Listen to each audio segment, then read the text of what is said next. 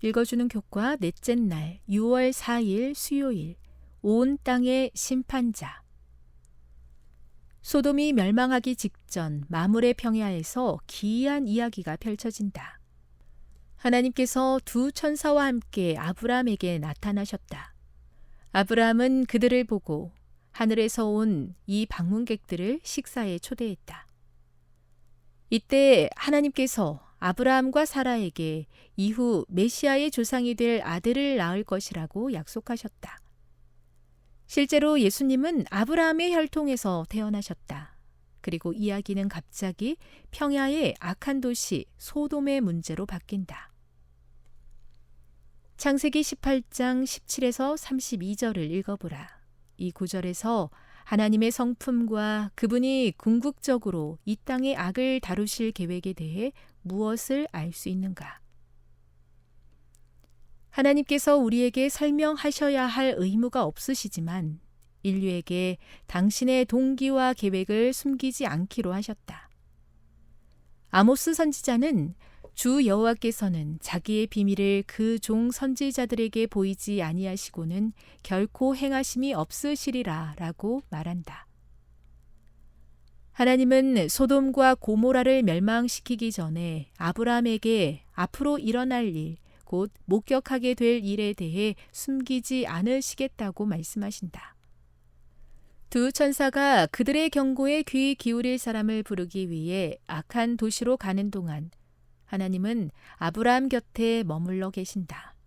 이는 마지막 날에 같은 임무를 수행할 예언된 천사들이 바벨론에 사는 하나님의 백성들에게 바벨론에서 나오라고 부르는 장면을 생각하게 한다.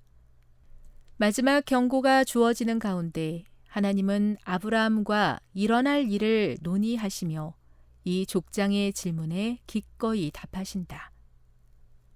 아브라함은 주께서 이같이 하사 의인을 악인과 함께 죽이심은 부당하시다고 말한 후 세상을 심판하시는 이가 정의를 행하실 것이 아니니까 라고 호소한다.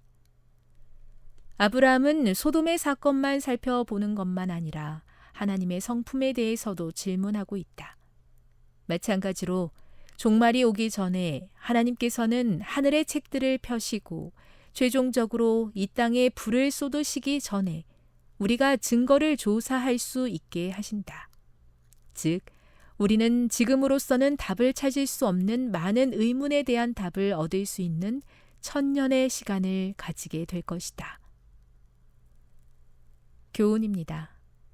아브라함이 하나님의 성품과 소돔의 악을 다루는 계획에 대해 질문한 것처럼 마지막 심판의 집행 전에도 성도들은 하나님의 뜻을 살펴볼 기회가 주어질 것이다.